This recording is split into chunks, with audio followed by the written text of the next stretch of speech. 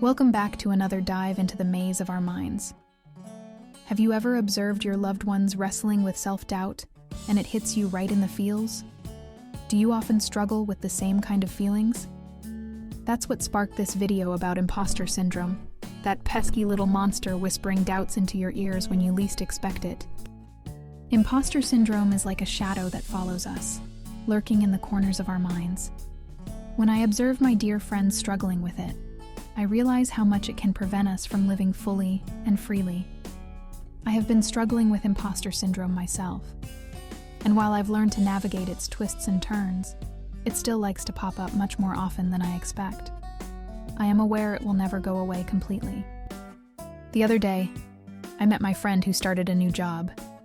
Despite her years of experience and undeniable talent, she complained to me that she is convinced she'll be exposed as a fraud. She has been overworking herself to compensate and ended up with a burnout. This feeling is very familiar not just to me, but far more people than you would think at first. An estimated 70% of people will experience imposter syndrome at least once in their lifetime. Crazy, right? It's like a never-ending game of tug-of-war between our achievements and our insecurities.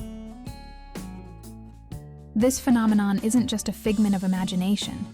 It's deeply rooted in psychology and has been extensively studied by researchers. Studies suggest that imposter syndrome can stem from various factors, such as perfectionism, fear of failure, or upbringing.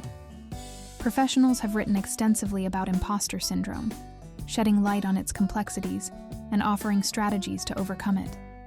But even armed with all this knowledge, many of us still struggle with feelings of inadequacy and punish ourselves for making a mistake, ignoring our strengths, and dwelling over our weaknesses.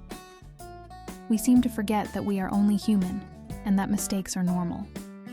It gets worse if we fall into the trap of comparing ourselves to others. That is an easy trap to fall into, especially in today's hyper-connected world and social media. But the reality is different. Imposter syndrome doesn't discriminate.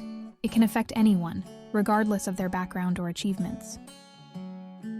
Just as my friend reached out to me, I reach out to her, other friends, family, a therapist.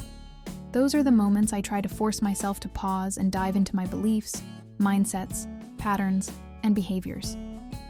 I ask myself if my feeling of fraudulence is an accurate reflection of reality. I am aware of my shortcomings, but are they really that bad and huge that they overshadow my strengths and knowledge? Are my achievements really undeserved? Is it possible that I managed to con everyone for so long? One thing I've learned? Self-compassion is key. When I think of my friend from the beginning of this story, I have the urge to hug her and tell her that she is an amazing human being and that she deserves all the best in her life. If I change the perspective and imagine that my friends and family feel the same or similar towards me when I am in my self-doubt despair, then I can come closer to a bit more self-compassion and show myself some understanding. Another thing that I learned is how important it is to celebrate our achievements. Every achievement deserves a moment in the spotlight. So, remember, you are not alone in this journey. Share your thoughts and advice in the comments below. Thanks for watching this video and see you again soon.